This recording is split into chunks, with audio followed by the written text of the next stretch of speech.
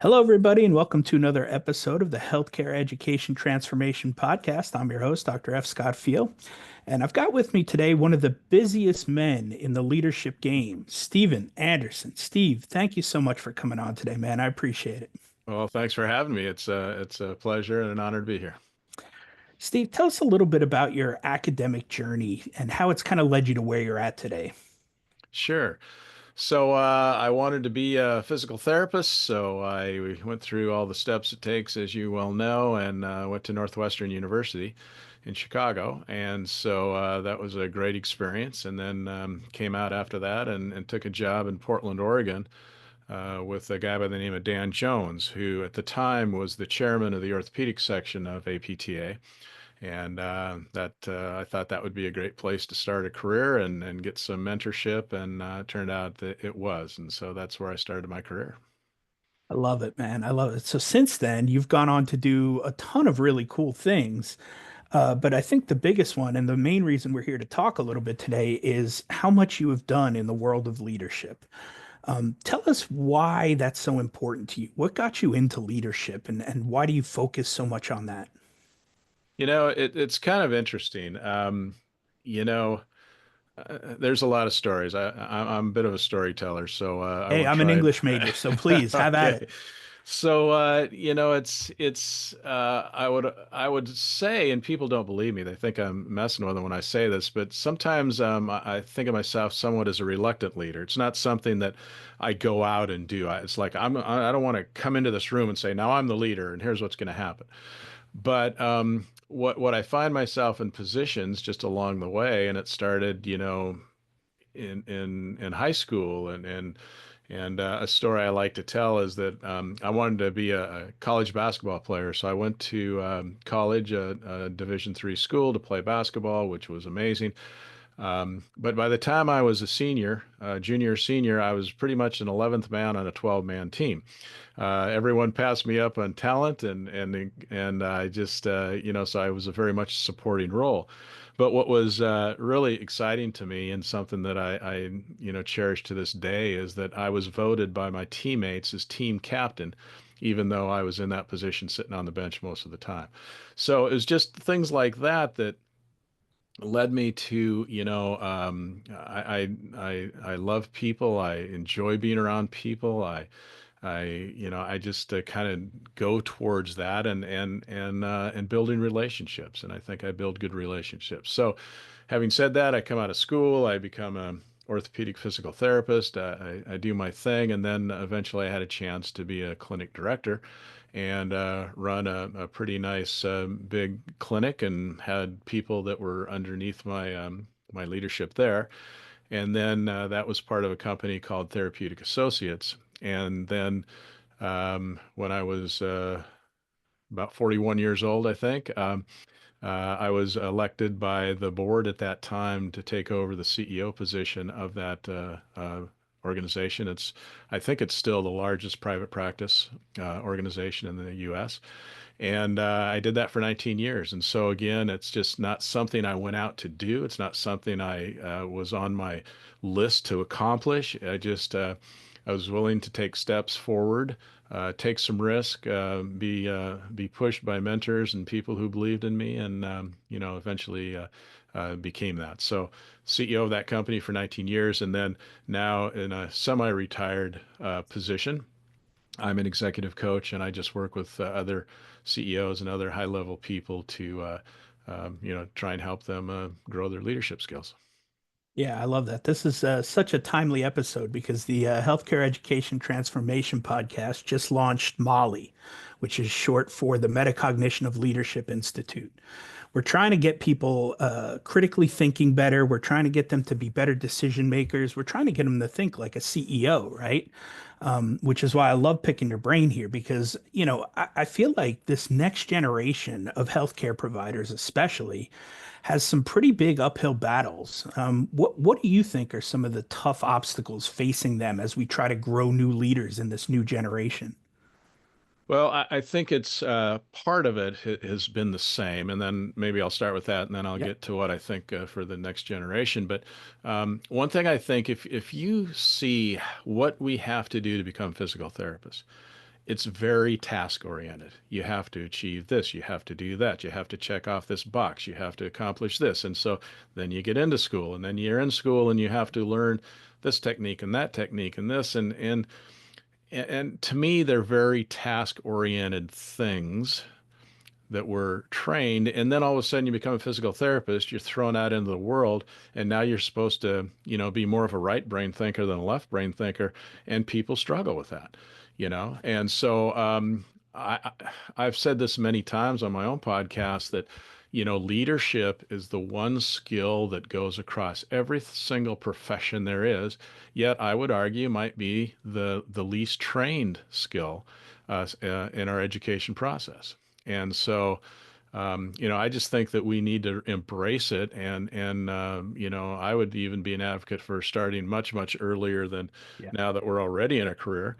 But having said that, it's just healthcare is, I hate to say it because everybody's saying it, but it's kind of a broken system, and we have so many regulations and so many things we have to do and whatever. So to lead people in an environment that's so regulated and so procedural, I guess is a word maybe, that, how do you get people to be motivated and inspired and do the things that we know we can do collectively if we can just open up our minds and think beyond the lines a little bit.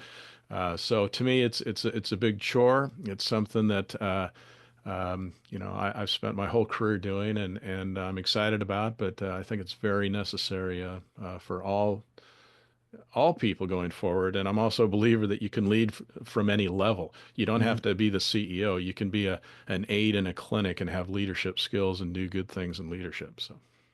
Yeah, that's a lot to unpack there. I mean, I had a very similar journey to you. I wasn't really in a bunch of leadership until about senior year in high school, when a bunch of my friends kind of pushed me to be, to run for the student union president. So not the class president, but over the whole, high school.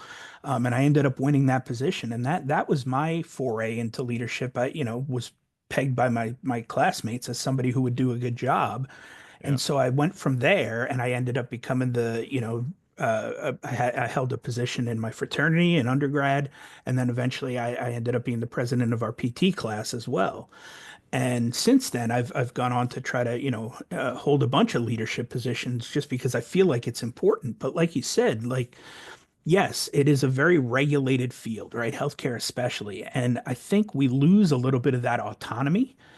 And in my mind, it's important that we get that autonomy back by just thinking a little bit different, right? Thinking a little outside the box of the typical 9 to 5 clock in, clock out therapist, right? Yeah. If we can start just doing that, it really goes back to our differential diagnosis skills, right? We have Yeah. those skills in PT school. Let's just apply them to anything else in the world. Literally, you have the permission as a PT to do a lot of amazing things right now. It's a good time to be alive. Yeah. It's not all doom and gloom. But you do have to think a little bit differently. And like you said, you could be a tech and be a really good leader.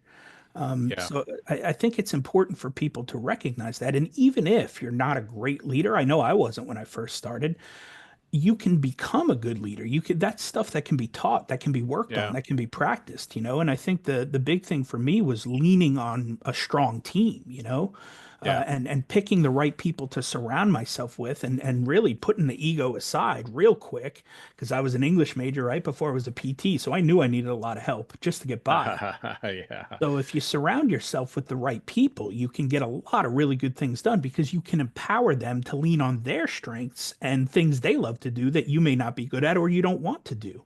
So tell me a little bit about your thoughts on just, having a good team and really surrounding yourself with good supportive people as a leader. Oh, it's everything. I mean, it's like, not no one person has all the answers. No one person has all the right perspectives. It's just I'm a very collaborative person. So, having a good team around and being open, and that starts with knowing yourself. So, we talk a lot about imposter syndrome. And so you're put in this leadership position, and all of a sudden you think you're supposed to have all the answers. Yeah. Well, we all know you don't. So if you're just willing to say, I don't have all the answers and I'm relying on my team to help me come up with the answers, I think we all do better. So if you believe in that philosophy, which I do, then you need a great team around you, and a diverse team. Not everybody who thinks like you, not everybody who has the same personality type. It sometimes seems harder to manage that diversity of opinion and whatever, but that's where the great things happen. So, I'm a big believer in understanding those personality types, how to talk to different personality types, what language resonates with them so you can get the information you need out of them, and not have it sound exactly, like you would say it. Yeah, right. You want to be out of that echo chamber, right? That just Exactly. everybody yesing you to death doesn't do you any good, you know? Yeah, Um, yeah, and that's and for I think sure. you said something a little bit earlier too that really made me think about, you at this point were, yes, a reluctant leader, but now you've just taken on the charge and run with it, Yeah, right? And it's just like organizational change, right? Like we know it's inevitable. It's going to happen. You just got to accept it and run with it, right? So yeah, once you get that little bit of leadership, you just keep going with it. It can yeah. be pretty simple, especially when you've got a good team around you, Yeah, and I think it's hard to predict. Like Yeah. if you would have told me when I was a PT, practicing PT in the clinic, that someday I'd be CEO of a big company, there's Yeah. no way in hell I would believe you. But what we need to do is to recognize opportunities, take some risk, take some steps forward, and not feel like you have to know everything going into it. You learn as you go. Yeah. It's a process, and so I think sometimes we're afraid of that, but that's again, that's what it takes to. And then you end up at places that most people I talk to, that are in leadership roles, most of them didn't think this is where I wanted to be ever since I was a kid. Yeah. It evolved over time because they were willing to step forward and take some risk. Well, that's a big one, right? We see that a lot in physical therapy when like a pretty good PT gets tagged to be the clinic manager, right? Like Yeah. we don't get taught that stuff in PT school. I mean, I teach the No. business and admin course, right? And I know Yeah. that's not really taught in there. You don't know how to lead a clinic. You don't know all the ins and outs of business right out of the gate. But Yeah. if you are willing to take that risk and say, you know what, I'll learn it as I go, I'll Yeah. figure it out. And when I don't know, I'll ask for help. I'll seek it out. And truthfully, to me, that's the best way to learn is, I don't necessarily always like to get thrown into the deep end and figure out how to swim, but I'm willing Right. to take that calculated risk to know that I'll try, I'll do my best. And then when I don't know, I'll seek out mentorship. I'll figure out the people that I need to talk to who have already done it and done it successfully. And I'll try to learn everything I can from them until I've outgrown them. And then I'll go to the next level and do the same thing, Yeah. you know? Yeah. It's so true. And you just get to that point where, a lot of people want to know, what's the outcome? What's the outcome going to look like? And a lot of times as a coach, I say, I can't tell you what the outcome is going to look Yeah. like. I can just tell you that it's going to be different. Yeah. And if we move forward and we do things in a positive way and be open, it's going to be a good change, Yeah. but I can't tell you exactly what that looks like. Yeah, that's a huge term I'm seeing a lot more lately in physical therapy, and that's tolerance to ambiguity, right? Yeah. All You've right. got to be comfortable living in the gray. It's not always black and white. We teach a lot of the textbook stuff, but how many of those patients are going to be textbook? Not very many, right? Yeah. So we live in the Absolutely. gray, and if you're Yeah. okay living in the gray, the more and more you do that, right? Iron sharpens iron. You're going to get better at stressful situations and tough situations and problem solving and figuring it out. But you got to give yourself the opportunity to take those risks and really go for it, to try it out Yeah. and see and fail, right? Let's Right. talk about failure a little bit. I failed a ton in my life. I mean, from board exams to, dissertations being delayed, you name it, I failed a bunch. But I've learned so much more from my failures than I ever did from my successes. So talk Yeah. a little bit about failure in leadership. Well, and you said it. I mean, we can all agree. I don't think anyone would disagree that we learn more from our failures than our successes.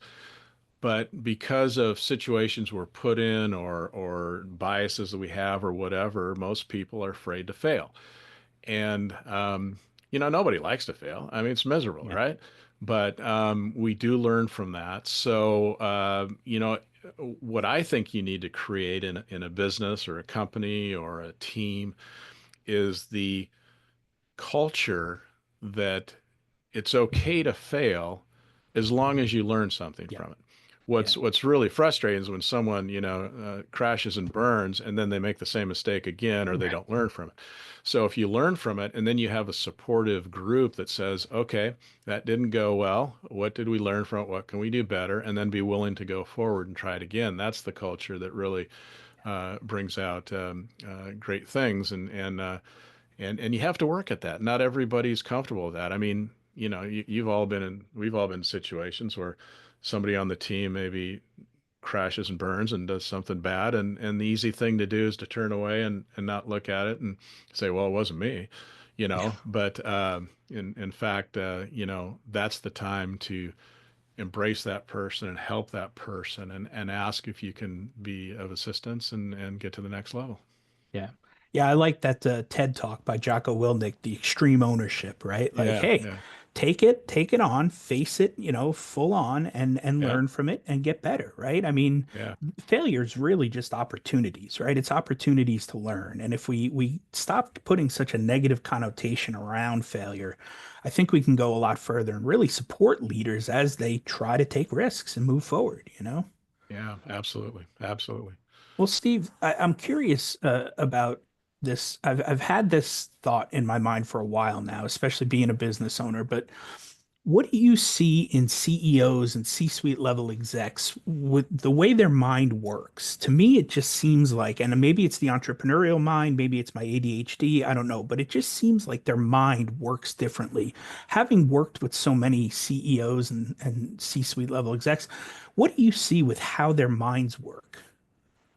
Well, I think that a good CEO always, sees opportunity, Mm. and I would use the word resilient. Something bad happens, and then as opposed to panicking and what do we do, and we're done, or whatever. It's more like, okay, what do we need to do to correct it? What do we need to do to step up? And so I think good CEOs, good leaders, have that resilient piece where, and I would also throw in the word optimistic. I don't think pessimistic people achieve as much as optimistic people. And, there's all different variations of that. You don't want to be naive and idealistic and ridiculous and whatever. But at the same, nobody wants to work for a doomsayer and a pessimistic person. Somebody wants to work with somebody that can paint a vision that can excite people. And so when I work with people, I see a few things. I see overwhelm a lot, where there's just where do I begin? What do I do? There's so much to do. So I think helping people prioritize and focus, and then and I've said this many times before, and some people criticize me for this, but that's okay. It's just what I believe is that I believe if you focus on relationships and you focus on building culture, um, the numbers will follow. Now, you need to have your KPIs, you need to have a spreadsheet, you need to pay attention to those things. But someone who focuses solely on that, I just think misses the ball. I think that to get to higher levels of success and achievement, you need to build cultures that can get you there. And that comes first in my book. Yeah, I mean, the two things that I've found most helpful to me in my career as a leader have been relationship building and communication, Yeah, and I 100%. didn't know that I was going to use them exactly that way. I mean, obviously there's tons of books out there on, relationships and, habits of highly effective people and all the things, right? Right. But I think, relationships will always beat algorithms, right? I know Yeah. George Bryant says that all the time, and I agree. Like, it's not about the KPIs and the tricks and the marketing and the tips and all the little technical stuff. Yes, that's a part of it, but you'll have one faction that says, "Oh no, it's all about relationships," and then the other one, "Oh no, it's all about technique," and then really it lives somewhere in the middle there. I think. Yeah. Yeah. And Absolutely. so, luckily, I think I communicate fairly well because, again, I was an English major, right? And I caddied at a golf course for many years, so that helped with my Mhm. communication skills, know when to talk, know when to shut up. And I think, anybody in the service industry kind of learns that communication, and that kind of transfers over. You see that in a lot of soft skills with physical therapists. Yeah.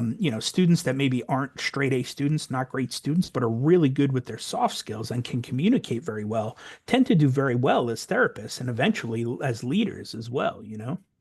Absolutely. And I think that, there's a whole nother topic, but you can, I served on an admissions board for PT school once, and it wasn't, I wasn't making the final decision. I was just evaluating applications that came in and giving my input and whatever. And I always liked the ones that had some tough things happen in their lives and get over it and whatever. It wasn't the straight A student, the captain of the football team, and student body president and the whole thing. It was these other people, and I do think that sometimes we focus so much on that that I've always thought, how many exceptional caregivers have we missed in this profession because they didn't have the sterling GPA or the high GRE score, or these great things. And so I think those soft skills, those people skills, the same thing is true in PT. I don't care how good you are with your hands or how smart you are. If you don't connect with the patient, and if you can't help them, get motivated and inspired, to me, those are leadership skills. They're not going to get better. Yeah, that's therapeutic alliance right there. You just summed it Right. up, right? Yeah. Well, Steve, you've got a podcast called Profiles in Leadership, and Right. you've had some amazing guests on there. You've got a great message that you share out. What got you into the podcasting world out of curiosity? Yeah. That's a good question, because when I retired from CEO position with Therapeutic Associates, I said, okay, I'm not ready to do nothing. So what will I do in my semi-retirement life? And I thought, what do I enjoy the most, and what do I think I have a skill in? And that is leadership. It's helping leaders learn and grow. And so I thought, how cool would it be just to interview great leaders and just see what we can learn, and hear their stories, and so on. And so I started out doing videos. And this was kind of in I've been doing it for 8 years. So I think Zoom might have been around, but it was pretty, wasn't that sophisticated. So people say, well, why are you going to do these interviews on video? And I said, well, because not that many people are doing it. No one else is doing it. And then I found out pretty quickly why, because the cost to have a video crew there. And then, my tech skills, I could probably do audio okay, but I wasn't too good at, editing video. So after a while, 10 or probably 20, 25, I said, well, maybe I should just go to audio. So then I just went to the audio version. Now I'm back on Zoom, because Zoom is great, like we're doing here today. And so I do have my episodes on YouTube, as well as, Spotify and iTunes and Apple Podcasts and so on. But why do I do it? It's just, I've always said that every single interview I do, I learn something every single time. And I'm a curious person, so I love to pick people's brains. I love to hear what makes them tick. And to me, it's just fun. It's my passion thing. So, I'm sure it's like you. Neither of us are getting rich doing the podcast. But it's a fun thing to do, and I think you learn a lot. Yeah, I mean, selfishly, I ask the questions that I'm curious about and I want to know, and I hope that it, Yeah, is helpful to the sure. audience too. And we've gotten enough good feedback to know that we're on the right track. So yeah, Yeah, yeah, and it's relationship building too, right? You get to sit there and yeah, have a conversation with somebody for, 30, 40, 50, an hour, minute, whatever. It's nice to really sit there and talk with people that are interesting, and yeah, people don't tune in to hear me, right? They tune in to hear the guests and what they have to say. yeah, And I love it. It's definitely, like you said, it's a labor of love. It's not yeah, we're not Joe Rogan here. We're not getting rich, but you yeah, know, I think realistically, as long as people have a good message to share, it's a great platform to really highlight and spotlight good people doing good things. yeah, And I absolutely. love the fact that like you said, you can take the video, throw it on YouTube, you take the audio, you put it on podcasts, you can take the transcript, put it in a blog. I mean, there's just so much content that can be derived from a podcast. It just, Yeah. I love it. I love it. Yeah, and it's just, and then as you well know, people listen and get interested and gets a little more popular, and then people start reaching out to you and say, I'd like to get my client on this podcast, and then the other thing is, I've never been afraid to ask the question. So, I'll reach out to people that you think, oh my gosh, they're not going to be on my little podcast, and sometimes they will, Yeah. which is kind of cool. So. Yeah, I've interviewed some people I probably had no business interviewing, but you got to ask, right? And then Gotta on ask, top of yeah, that, I'm sure your network has grown tenfold since starting a podcast, because a yeah, lot of your guests introduce you to other people they think should be on there, or you can kind of network your way up to other guests. So yeah. it's a great tool. I strongly recommend people doing it. I still think it's in its infancy, to be honest with you. I saw a stat the other day. There's like 4 million podcasts, but only about 1.5 million are still active. So, Yeah. that's not very many in the big picture of things. Well, and I think the other thing too is what I've seen is a lot of people start it and don't continue. Yeah. Consistency. So Yep. you've been going a long time, and I've been going 8 years now, and so it's a lot of people think it sounds fun and exciting, and they do it for 6 months to a year, and then drop out for whatever reason. So. Yeah. Well, Steve, what advice would you give to this next generation? Let's say new grads out a couple years and/or students currently, when it comes to really, deciding to be a leader and to get involved in leadership. What kind of advice would you have for them? Hopefully this doesn't sound self-serving, but finding a coach or a mentor early, I think makes a big difference. To be honest with you, I was late to the game. I didn't really think of that. I had some mentors, but it wasn't a formal relationship. It was more like picking somebody's brain, or can you show me this technique, or how do you do this, and that type of thing. But I just think that you can gain so much from people that have experience and have knowledge, and when I interview a lot of these CEOs and a lot of people, um, a lot of them had those mentors, coaches, to help them along the way, and some of the younger or earlier career PTs that I see now that have the foresight to work with somebody. Um, and I'm not just talking leadership, I'm talking clinically too, makes a big difference. Getting those, credentials and getting the mentorship and the residencies and things like that, I think are just really important. It cuts the curve of hopefully you don't have to make as many mistakes as some of us have that didn't do it that way. And it kind of makes the curve a little more straight so you can get to where you want to go. Yeah, that's why I love coaching and mentorship, because it speeds up and compresses your timeline, Yeah. And so on top of that, like I said, just find people that are doing the thing you want to do and already doing it really well. They've probably got some answers. They probably got some experience. You can Yeah. probably learn from those people. And, I went to PT school back when it was still a master's program, and a lot of this stuff wasn't around. Like you said, like, the internet was just kind of getting up, Zoom wasn't around yet. So, it's a whole lot easier nowadays to find mentors than it was back in the day. So there's really no excuse. You got to go out there and just, like you said, ask, you know? Yeah. Yeah. And I think too that, I mean, student loans and hitting the ceiling early and PT salaries and all these things are real issues, and they are real issues. But also, I think people shy away because of the cost. Oh, geez, I just, I can't spend money now to do this. But I think you have to look at it kind of career wise. What's my ROI on this expense over the life of my career? Now, maybe it's going to be tough, early in my career because I'm cutting it close anyway. But and it doesn't have to be expensive. There's other things that you can do and whatever. But everybody knows when they go to a conference, whether it's CSM or PPS annual conference or whatever it may be, um, that networking is just so valuable. People just eat it up. And so if you have something, the private practice section has a peer-to-peer program. So, something like that that's a little bit more formal than just seeing somebody at a conference, I think that you can gain some ground quicker and get to where you want to go faster.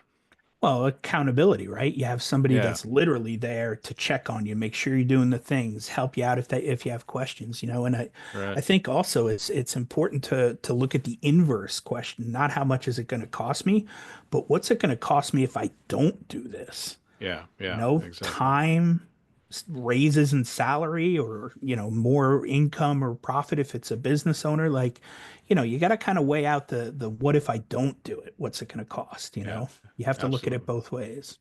Well, Steve, I Absolutely. can't thank you enough, man, for taking the time and just coming on to chat about, like I said, a timely topic for us. Yeah. We ask all of our guests this one final question, and that question is, if you could change one aspect of higher education, whether it be DPT or otherwise, what aspect would you change and how would you change it? Well, I think that we need to find a way, and it's starting to go this way, of doing things differently. Some type of a hybrid, some type of a way to make it more affordable. And so that's kind of the process of it. But I would also in the curriculum say, every single thing should have a leadership piece to it. How do I, put leadership into the curriculum? Now, I'm well aware that educators say, people always tell us we need to do this and we need more of this and and we can't, we're already have too much to do. So I think educators, and whether it's CAPTE or I don't know the ins and outs like Yeah. you probably I do. can tell you, CAPTI Yeah. standard has leadership in there. I promise. Okay. It's in there. Okay. So it should be done. Yeah. So what can we take out that we don't need anymore? What have we been doing for 30 years that really doesn't make a whole lot of sense with our education so that we can do more Yeah, of the right. things that are Diathermy, important? kick Yeah, diathermy to the curb. That's out. exactly. And Yeah. there's others too. So what can we do? And I just think that PT. The thing about PT is I don't know a PT that hates their job. Yeah. They may hate documentation and they may feel like they're being pushed too hard or whatever, but being a PT is something that people love to do. So the profession is there. We do great things. If you can't find your why by being a PT, I think you're in trouble Mhm. because you're helping people, you're making a difference, you're changing lives. All those things are just, easy sell, so to speak. So we just have to figure out, how can we make it more affordable? And then also be open to new ideas. Not everybody has to work in a traditional outpatient private practice, or not everybody has to work in a hospital. There's a lot of other ways to do things. And I think people are exploring more and more of those things. So, what I tell my clients in the PT world all the time is, you know, be open to new ideas. Like I've had a lot of business owners say, well, I want to hire this PT and I need a full-time PT, but they only want to work 3 days a week, but they're really, really qualified, but I need somebody full time. And I'm like, well, why don't you hire them for the 3 days a week and have a really highly qualified PT that's going to help your company? And then don't worry if they have a side hustle on the side. Why are you so worried about that? Well, I need a full-time PT. Well, then go hire two, hire somebody for the other 2 days a week or something. And we just need to be open to some different hybrid ideas so that people can do what they want to do, make the money they need to make, but also give them the time and space to try their innovative entrepreneurial ideas and have a side hustle. There's nothing wrong with that. Yeah, and I mean, it could look like entrepreneurship, right? I mean, it could be a Right. business within a business. I've been beating the drum of multiple revenue streams for years, non-clinical, right? Like write Yeah. books, create courses, speak, like do other things. Like it's just Yeah. how we leverage our knowledge, our experience, and the degree. Yeah. It's all about leverage. If we can just, start thinking outside the box, like you said, there's plenty of opportunities out there. We just have to be open to it.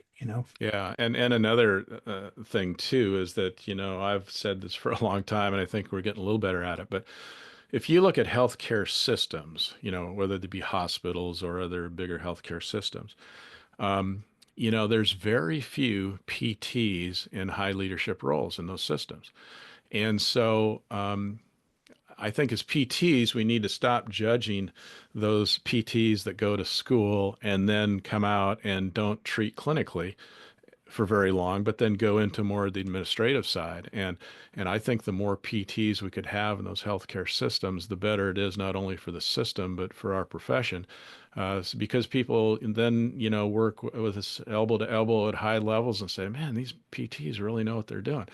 And I would like to see more of that. So, are there educational opportunities or programs where we could also prepare people for those kind of roles as much as treating patients?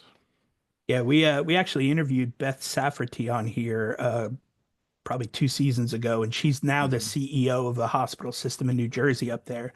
Yeah. And it just goes to show we can do those things. We have the Oh, yeah. permission to do that. You don't have to, get extra degrees and all this stuff. We're Right. pretty good. And I think population health is going to be the next big thing that we can kind of keep leaning into and learning more about and helping larger populations, even if, at certain companies, to show our worth and our true value. And Yeah. probably get paid more than you would a typical clock in, clock out 9 to 5 therapist. Yeah. Absolutely. Absolutely. Well, Steve, thank you again so much for taking your time to be here with us today. Where can people reach out to you and follow up if they have questions or want to hear the podcast or anything like that? Sure. So my podcast is called Profiles in Leadership, and you can, just find that on Apple Podcasts or Spotify, or the two most common places. Other popular platforms are also available. And then you can also just search YouTube for Profiles in Leadership with Steve Anderson, and that'll pop up there. As far as me personally, my company is Orange Dot Coaching. That's Orange, the word dot coaching.com. I have a website there, and then you can also look me up. For the PTs that are listening here, I'm in the directory, and you can find my email easily, and or text me or whatever. So I'm always willing to talk to people and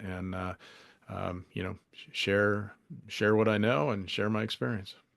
Well, wealth of knowledge for sure. We'll put all those links in the show notes so people can find you Okay. easily. Steve, thank you so much, man. It's been an absolute pleasure chatting with you today. Well, thank you. It's been a real pleasure. Appreciate it.